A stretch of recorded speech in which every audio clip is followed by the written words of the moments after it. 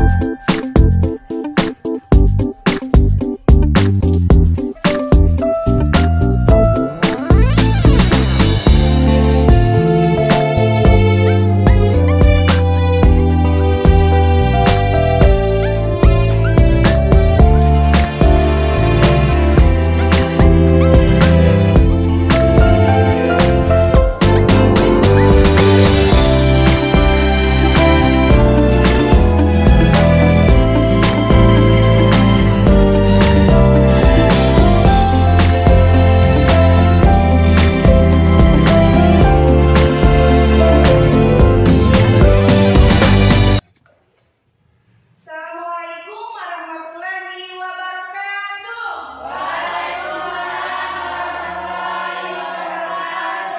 Apa kabar semua? Alhamdulillah ya. Terima kasih kalian sudah menyempatkan diri untuk datang ya ke sekolah dalam mengikuti pembelajaran kita pada pagi hari ini. Baik, tetap semangat. Kurang semangat nih. Tetap semangat. Baik, terima kasih ya. Baik, pada pagi hari ini ya, Ibu akan melakukan pembelajaran ya dengan memberikan bimbingan layanan prasikap. Tetapi sebelum memulai pembelajaran, baiknya kita berdoa terlebih dahulu.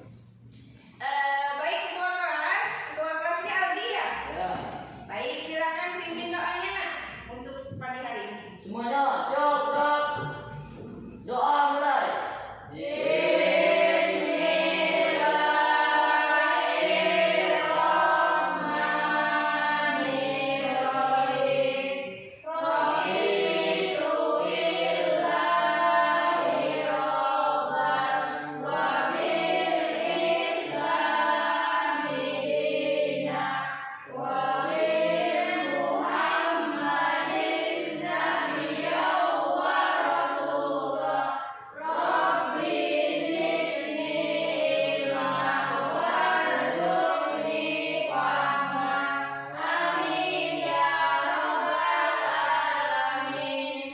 Beri salam pada Bu Guru.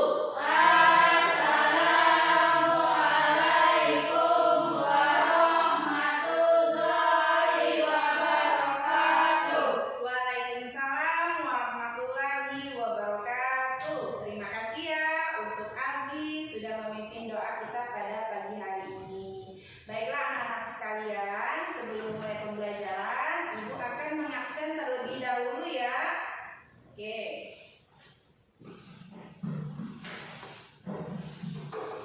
Elda,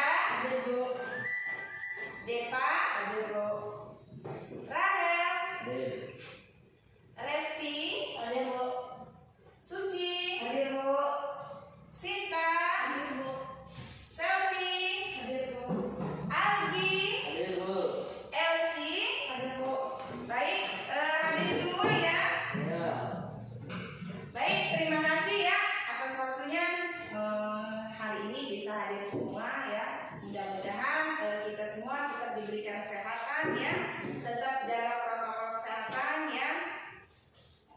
Baik, di sini ya Ibu akan menyampaikan materi ya atau topik tentang macam-macam cara atau gaya ya. Jadi gaya belajar itu ada apa aja sih, kemudian ciri-cirinya apa aja sih, dan lain sebagainya nanti akan kita bahas dan ibu sampaikan.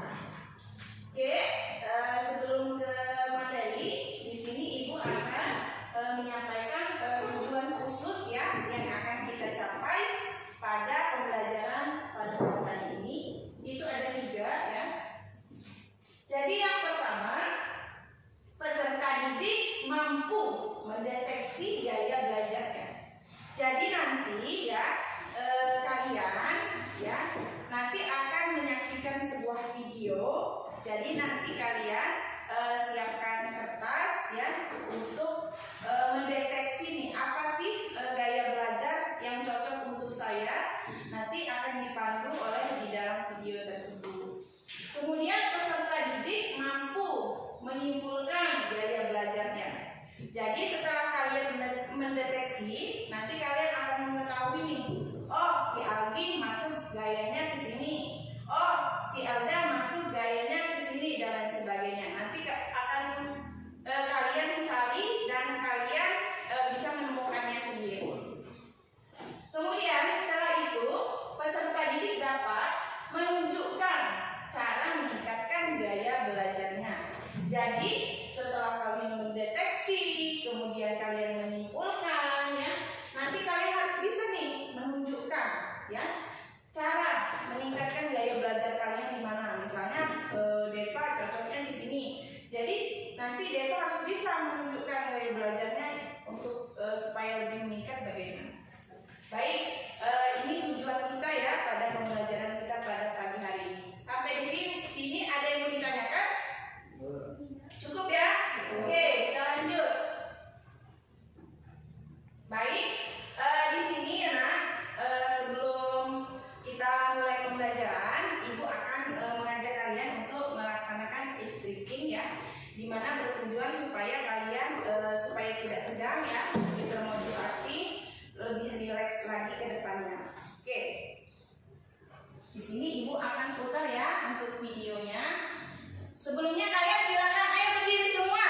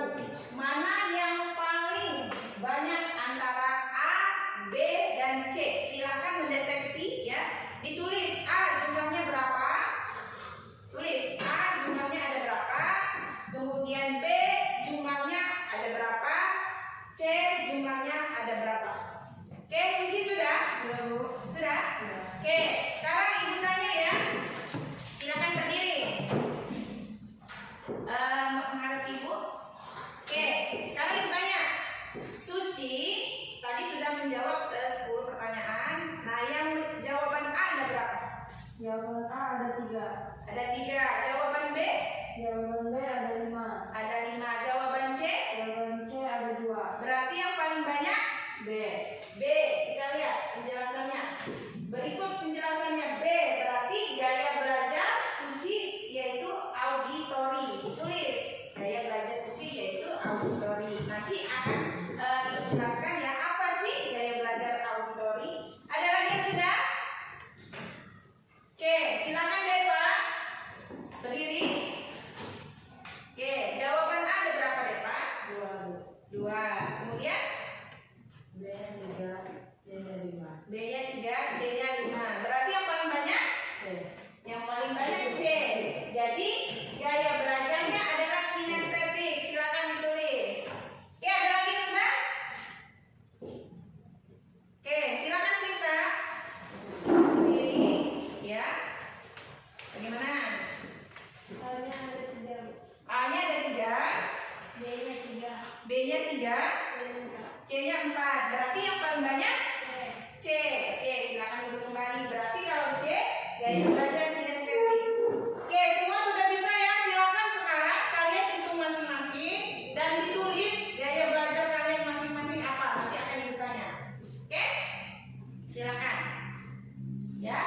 Kalau yang banyak A berarti gaya belajarnya visual. Kalau yang banyak B berarti gaya belajarnya auditory. Kalau yang banyak belajar di bagian C berarti dia itu kinestetik. Oke, sudah semua ya? Sekarang kita lanjut.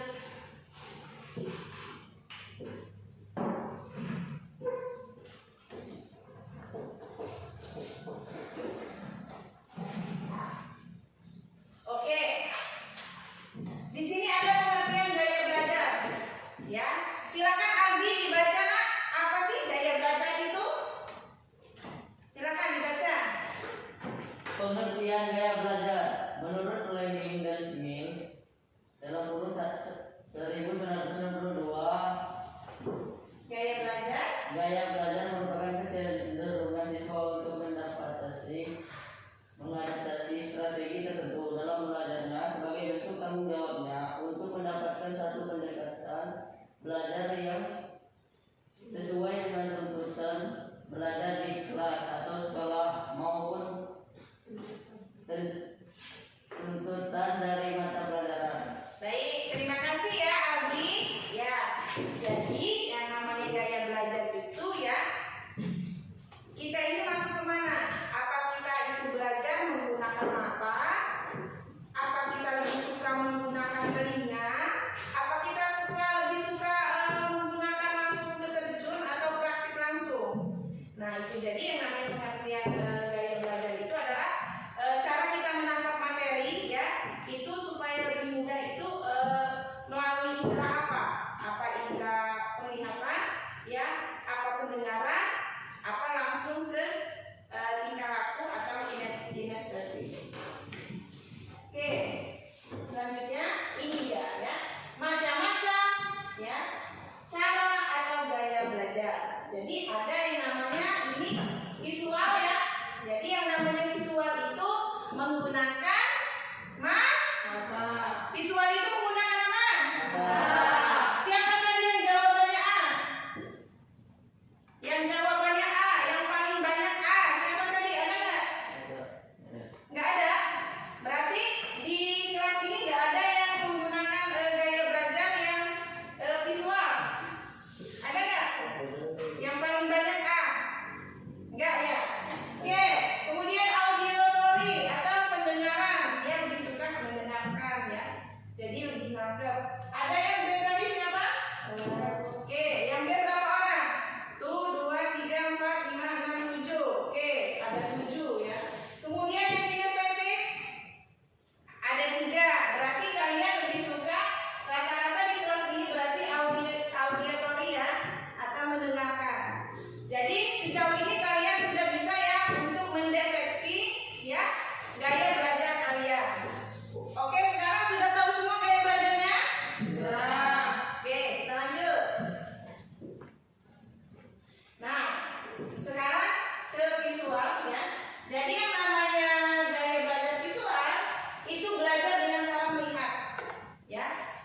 dengan cara melihat dia lebih cepat menangkap ya. Misalnya ketika belajar matematika ya, dia harus detail ya, harus detail rumusnya dan sebagainya. Dia tidak bisa kalau hanya mendengarkan saja. Ada juga yang auditoris ya, lebih suka mendengarkan daripada melihat. Itu beda-beda ya. Jadi untuk visual berarti dia gaya belajarnya dengan cara melihat. Oke, ciri-ciri gaya belajar visual ya, ciri-cirinya. Oke, untuk ciri-ciri silakan Devan dibaca. Ciri-ciri gaya belajar visual. Yang agak kuat suaranya, nggak kedengeran dulu. Silakan. Ciri-ciri gaya belajar visual. Bicara agak cepat, mementingkan penampilan dalam berpakaian ilustrasi, tidak mudah terganggu oleh keributan, meningkat yang dilihat daripada yang didengar, Oke. lebih suka membaca daripada dibacakan. Oke, terima kasih Deva ya sudah membantu Ibu untuk membacakan materi ya tentang ciri-ciri. Benar sekali. Jadi ciri-ciri gaya belajar visual ya atau dengan cara melihat itu ada 5 ya. Yang pertama itu bicaranya cepat kalau orang-orang visual ya. Kemudian mementingkan penampilan dalam berpakaian. Jadi dia karena dia belajarnya dengan melihat, jadi harus seimbang. Kemudian tidak mudah terganggu oleh keributan. Jadi dia itu ya mau belajar ya walaupun ada yang nyetel musik dia nggak terganggu ya karena dia fokusnya dengan penglihatan. Yang penting dia melihat buku kemudian membaca sambil melihat walaupun ada musik-musik keras yang mengganggu atau suara lainnya dia tidak akan terganggu. Kemudian mengingat yang dilihat daripada yang didengar ya, sudah pasti ya namanya aja udah gaya visual jadi dia lebih mudah mengingat yang dilihat ya. Kemudian lebih suka membaca daripada dibacakan ya. Kalau dibacakan berarti itu lebih ke auditori ya, dia lebih suka mendengar. Kemudian dia lebih suka membaca sambil melihat. Oke, itu ciri-cirinya ya. Kemudian di sini ada yang namanya strategi untuk mempermudah proses belajar anak, ya. Jadi di sini ada strateginya. Silakan dibaca MC untuk strateginya. Strategi untuk memudahkan proses belajar anak visual. Gunakan materi visual seperti gambar-gambar, diagram, dan peta. Gunakan masa untuk melihat hal penting. Ada anak untuk membaca buku Ilustrasi. Gunakan Multimedia. contohnya komputer dan video. Ada anak-anak untuk membaca Ilustrasikan. ilustrasi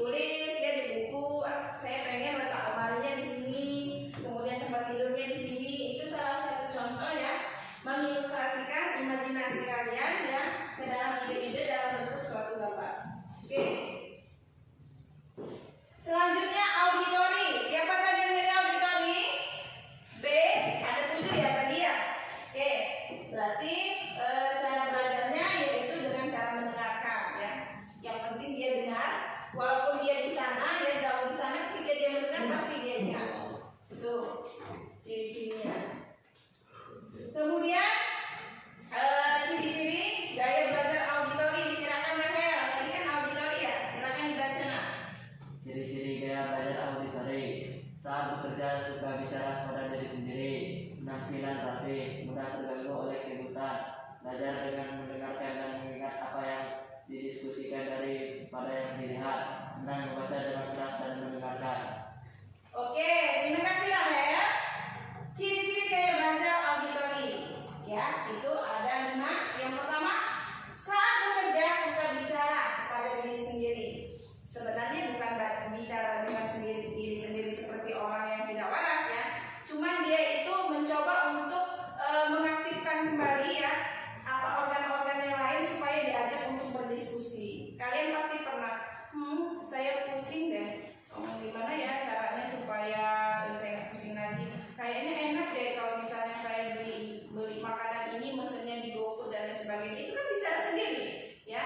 Itu salah satunya. Kemudian penampilan rapi, ya, penampilan rapi.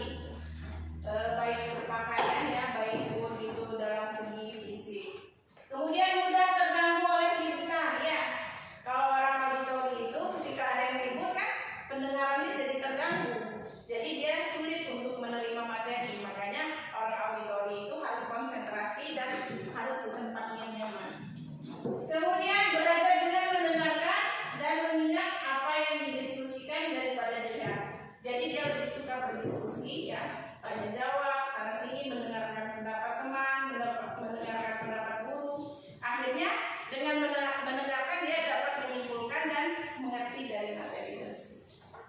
Kemudian senang membaca dengan keras dan mendengarkan. Biasanya membaca dan mendengarkan dengan keras ini untuk menutupi ya bahwa dia itu memang harus mendengar. Ya makanya kalau orang auditori ini kalau baca dia jarang dalam hati ya, tetapi dia harus dibunyikan supaya telinganya walaupun sedikit dapat mendengar. Oke, selanjutnya strategi untuk mempermudah proses belajar anak auditori. Silakan tadi siapa? Suci ya? Silakan. Sudah belum? Silakan Suci dibaca. Strategi untuk mempermudah proses belajar anak auditori. Ajak anak untuk ikut berpartisipasi dalam diskusi baik di dalam kelas maupun di dalam keluarga. Dorong anak untuk membaca materi pelajaran dengan keras. Gunakan musik untuk mengajarkan anak. Diskusikan ide dengan anak secara verbal. Biarkan anak merekam materi pelajarannya ke dalam kaset dan dorong dia untuk mendengarkannya sebelum tidur. Baik, ini ya strategi untuk mempermudah proses belajar anak. Terima kasih Suci ya sudah mencoba untuk menyampaikan. Yang pertama, anak ya ajak anak untuk melihat berpartisipasi dalam diskusi baik di kelas maupun keluarga. Jadi ketika kita menggunakan auditori biasanya itu yang lebih aktif itu ketika kita proses diskusi. Kemudian dorong anak untuk membaca materi pelajaran dengan keras. Artinya apa? Membacanya harus keras. Biasanya seperti mengapa? Biasanya anak-anak auditori kesana kesini sambil baca. Artinya apa? Dia pengen materi yang didengar itu cepat masuk gitu ke dalam otaknya. Kemudian gunakan musik untuk mengajarkan anak. Misalnya mengajarkan anak untuk membaca Al-Quran. Sekarang kan sudah banyak sekali ya media, apalagi HP-HP ya. Kan anak-anak itu lebih nyambung ya ketika kita mengajarkan, kemudian kita sambil mendengarkan juga, apalagi sambil melihat video-video. Diskusikan ide dengan anak secara verbal. Artinya verbal ini ya langsung secara berkata-kata atau bicara ya, berbicara. Jadi saat mendiskusikan ide itu ajak anak untuk berbicara. Ide kamu apa nak? Ibu pengennya seperti ini. Gimana kamu setuju enggak? Itu ya diskusi. Kemudian biarkan anak merekam materi pelajaran ya ke dalam kaset atau dorong dia untuk mendengarkan sebelum tidur. Biasanya ya orang-orang yang auditori ini suka sekali mendengarkan musik. Jadi ketika mendengarkan hal-hal yang penting itu alangkah lebih baiknya ya kalau misalnya disimpan atau ditaruh di dalam kaset ya, bisa juga. Kalau sekarang udah nggak zaman lagi ya kaset karena sudah ada HP, bisa langsung rekam. Oke, siapa tadi yang jawab kinestetik? Depa, tadi udah Depa. Sekarang Sinta, silakan. Namanya sama ya sama ibu ya. Silakan Sinta. Kamu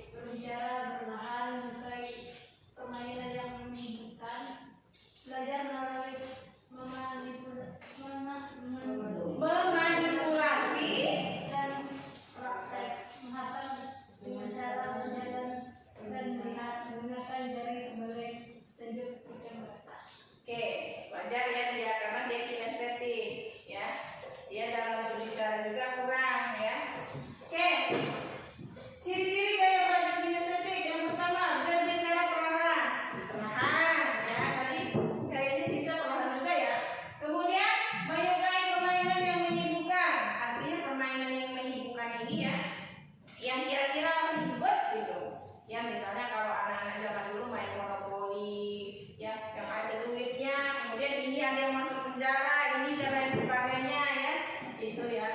Kemudian belajar melalui memanipulasi atau praktek, artinya ketika belajar dia lebih suka praktek langsung ya. Misalnya olahraga dia lebih suka praktek langsung, misalnya apa dia loncat tinggi, apa dia loncat jauh ya, daripada dia mendengarkan materi kayak kita seperti ini ya. Kemudian menghafal dengan cara berjalan dan melihat.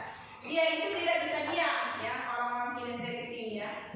Pokoknya aktif, aktifnya bukan hanya mulut, semuanya ya gerakan. Jadi dia melalui gerakan. Ketika dia mau menghafal, dia kalau nggak jalan ke sana ke sini sambil ngejar, misalnya sambil ngomong sendiri, biasanya dia akan sulit ya kalau tidak melakukan itu.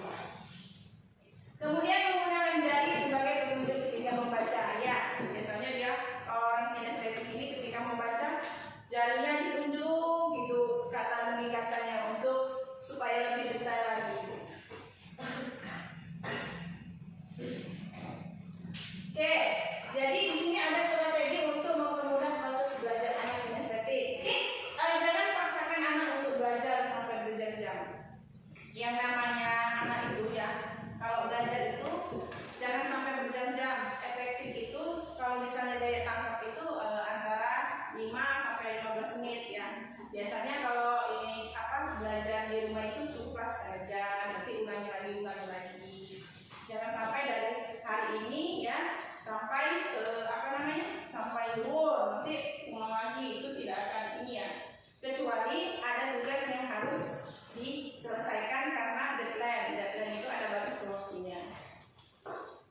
Ajak anak belajar sambil mengeksplorasi lingkungan, ajak dia sambil bersepeda, kemudian gunakan objek sungguhnya untuk belajar konsep baru. Artinya ya, saat menggunakan objek ini biasanya kayak pelajaran IPA, lari di sana, misalnya kita belajar di bawah pohon, coba lihat ranting apa yang bisa kalian dapat dari ranting, coba dihubungkan dengan pelajaran IPA bagaimana gitu.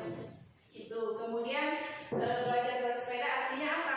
Untuk melatih kita dalam proses gerakan per individu ya, karena kinestetik ini menggunakan langsung ke tingkah laku.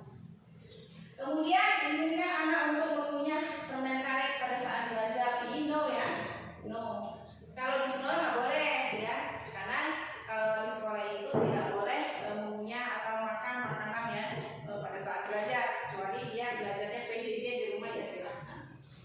Kemudian gunakan warna terang untuk melihat hal-hal penting dalam bacaan. Ya, karena warna-warna terang itu akan membuat kita lebih menarik. Kemudian izinkan anak untuk belajar sambil mendengarkan musik. Ada juga yang konsen ya, mendengarkan musik. Ada juga yang enggak. Kalau ibu termasuk yang konsen. Kalau ibu belajar depan laptop, ketika tidak mendengarkan musik ngantuk. Kalau mendengarkan musik malah cepat kerja.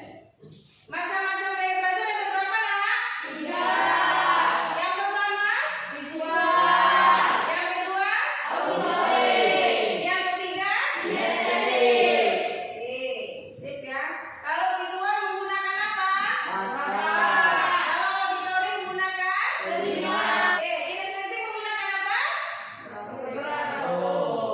Oke. Baiklah anak-anak, baiklah tadi ya